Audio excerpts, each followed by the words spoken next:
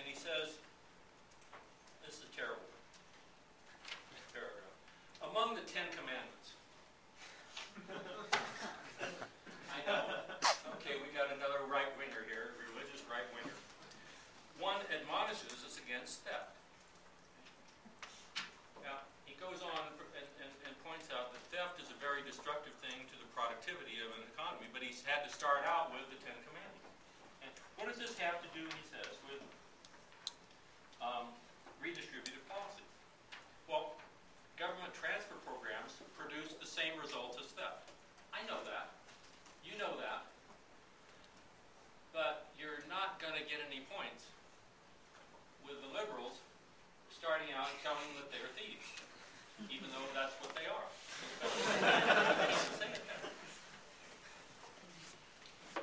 How can an action that is universally decried as wrong by an individual be right when carried out by a government? Well, it can't. But you get no points for couching the argument in the moralistic term. What I love about this book is the way he gets into the anatomy of poverty and the way, if you will, poverty is created. What makes a person poor? What's the number one explanatory variable for why people are poor? The incentive to be. The incentive to be?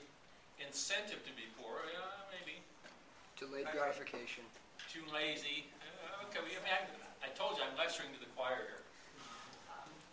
My conception here is lack of skills, lack of education.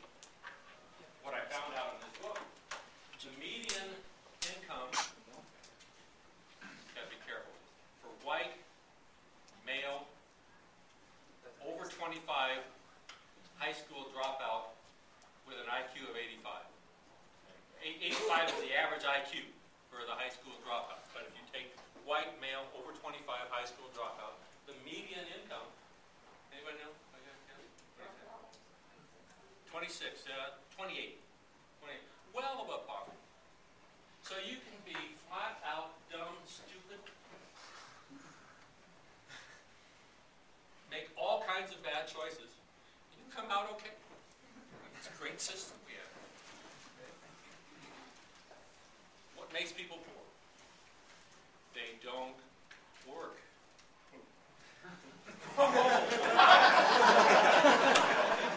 They don't work. Why don't people work? Well, about a quarter of them are disabled. Okay, so we can have a safety net. What about the other 3/4? Okay, now we get to the incentives, the incentive structure. I'm probably going to. If your income is 0, the welfare system will give you $19,000 on average. If you earn $5,000, you'll end up with $18,000. Okay, so you earn that $5,000, you give $6,000 to the government. That's a tough tax rate to deal with. And you can kind of float all the way up to $20,000, and that's you earn $20,000, you probably end up with $20,000. You pay some taxes, you'll get some welfare benefits, you'll get some food stamps, it'll even out. So it's very hard to break out of that black hole that where we stick people through the incentives of the welfare system. Discrimination? No. Yeah, there's some evidence of discrimination, but discrimination does not account for poverty.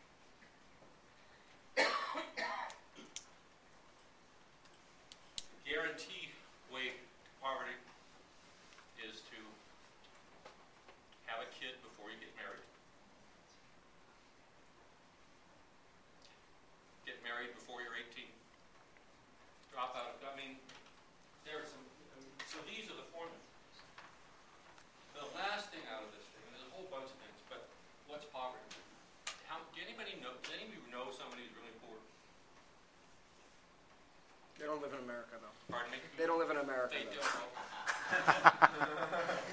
Well, we should be thankful that we don't know. If we don't know anybody who's really poor, we should be thankful. But it's hard to know somebody in the United States of America who is really poor. Can you define poor? define poor a lot better than the government does. The government definition of poverty is now in the neighborhood of $20,000, 19, 20,000, you know, depending on the size of the family. It has to do with an income of about $20,000. That is hugely inflated for a lot of reasons. So in terms, but if you look at people who do live under what we call poverty incomes, about 83% of them have air conditioning, 98% of them have color television sets, well over half have a car. I mean, we're talking about a standard of living that is better than middle class had in this country in the 1930s and 1940s. So, and I don't make, and the point here is not to make a farce out of poverty and not to minimize the thing, but the government does with their poverty statistics and their fighting poverty is to vastly overstate the amount of poverty that actually exists. And we have a welfare system that spends about $1 trillion, and if you divided that among all the poor people, people that are defined as poor people, I don't remember the exact, we're talking about we spend $40,000 to $50,000 per poor person through the welfare system. If they got that, they'd have better incomes than most of us. I'm going over my probably going over, so I'm going to stop here, and we'll go to the questions. And thanks for listening.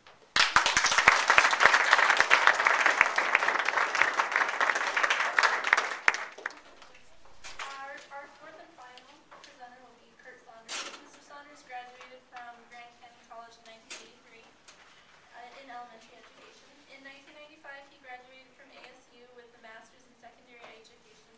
He went on to teach economics and history at Red Mountain High School in Mesa, of whom I unfortunately was able to take from. Here's Mr. Saunders. Thank you.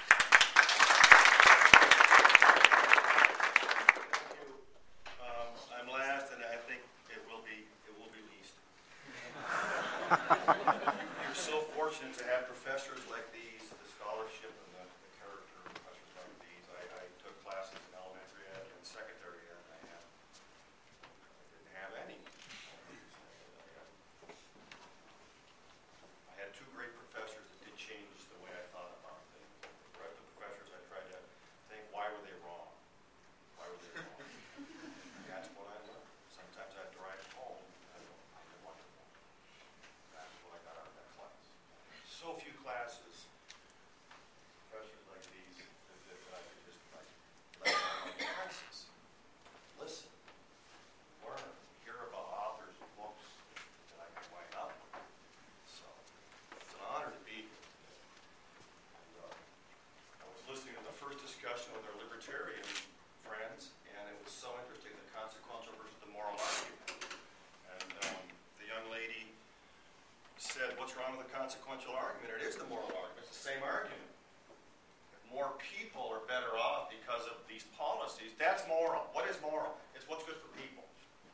Right? That's all there is people. So I didn't realize this, but last semester I had a student design this, and we made these shirts, and I just sold them for cost, but this is the consequential argument.